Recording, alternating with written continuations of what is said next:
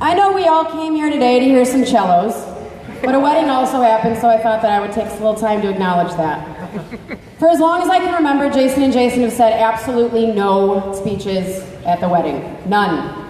About a month ago, Jason told me that I was allowed to give one, probably because he knew I was going to jump up and grab the microphone anyway, but it's still nice to have the invitation. So because I have this massive responsibility of being the only one to be giving a speech tonight, I have promised them brevity, I have promised them no cliches, and no jabs that are typical of wedding speeches. I won't make fun of the fact that they have the same name, despite the fact that if they were celebrities, their celebrity couple name would be Jason. I won't talk about how I've always wanted a brother close in age and one with really big muscles and how today I got one. I won't talk about how Jason Evers never wanted a dog, or another dog, or a wedding. And today his two dogs, whom he loves very much, are at my house where we all gather here today to celebrate their marriage. Not going to talk about any of that. So for those of you who don't know me, I'm Laura, Jason Meyer's sister, and now Jason 2.0's sister-in-law, also known as the girl who cried so hard she snorted during the wedding. When Jason and Jason first got together, it was really confusing for all of us, so we just started calling him 2.0, a nickname that Jason Evers 2.0, a nickname that he loves because it signifies that he's the new and improved version. So we're going to start with 2.0. This guy is a tough nut to crack. I remember the first time I met him, I was absolutely terrified. I had never met one of my brother's boyfriends before, and I wanted it to be perfect. I was walking down the street and I saw him about half a block away, and he was wearing a Blackhawks hat. So as a Meyer, who tends to overthink things, I had built the entire conversation in my head. We're going to talk about hockey. He's from Canada. He's totally into it. I rehearsed the players' names in my head. I rehearsed all of the stats. I was armed and ready to go. We were introduced, and I awkwardly jumped in and said, "You're a Blackhawks fan, me too?" And he said, "No, I just really like the colors on my hat." And that was the first conversation we had, and frankly, that was the first 6 months of our entire relationship. I being nervous and terrified that he didn't like me, him refusing to give out anything all willy-nilly, because that's just how he is. But when he does give you something, it stinks. I remember the first time I made him belly laugh.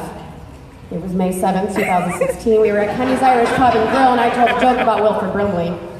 I remember the first time he told me that I had a good business plan going and jokingly referred to me as a mogul, which when, I don't know, the smartest guy in the entire world tells you you're doing something right, it kind of sticks. And even though over the years Jason 2.0 and I have developed a relationship outside of my brother, that still kind of holds. Did I do something? No, it's bad. If I walk into a room and he compliments my outfit or tells me I look nice, I feel like a friggin' supermodel for the rest of the night. Conversely, if I walk into a room and he says nothing about what I'm wearing, I go home and burn my entire wardrobe. Tonight he told me I look beautiful, so I'm pretty sure I'll be wearing this to work on Monday. And although 2.0 hasn't quite mastered the art of the Meyer animation, and he does hold things close to the vest, he does light up when my brother walks into a room. His face relaxes, his whole body relaxes. It's a complete physical change. And I know there's a lot of people in this room who know exactly what I'm talking about. And I'm just going to say it, my dad would have loved you. A lot. Sorry, Jay. I promise. There's no tears. You can come check for yourself. Just a second. Okay. All right. He would have pretended to know what you did for a living, even though he never would have understood it. He would have told 1,000 dad jokes about Canada, and he would have worked tirelessly to make you think that he was the coolest person in the world, but mostly he would have thanked you for making his son happier than anyone has ever seen him. And this is the point of the speech. We're all going to need to work together to keep me from crying. 2.0, hold on to Jason, because it's going to be a bumpy ride. We're going to go right into him. For my entire life, my brother has been my idol. When I was little, I wanted to be around him. I wanted to be him. In 1989, he took me to my first concert. Sure, maybe because his 17-year-old friends couldn't handle the hard rock stylings of Peter, Paul, and Mary. But I got the invitation, that's all that matters. And I remember that concert like it was yesterday, and so does Karen Kreider. His favorite book is To Kill a Mockingbird, so was mine.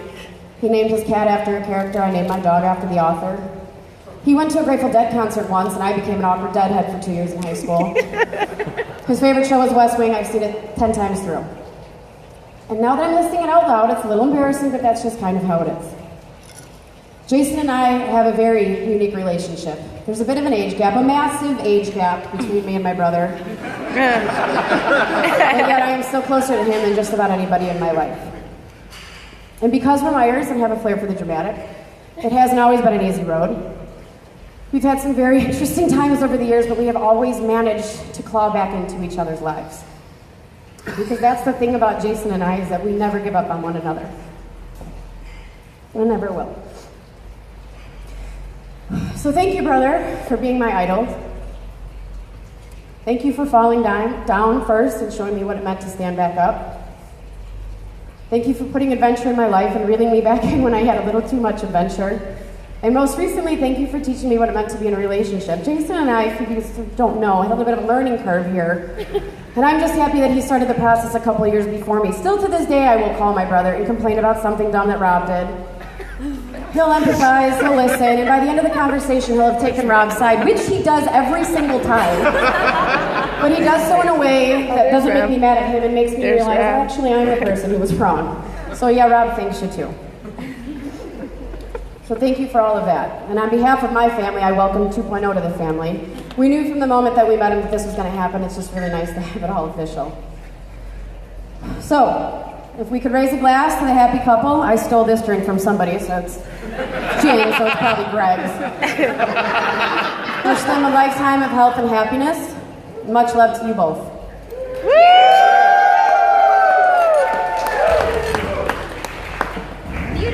You nailed it, Laura. You nailed it.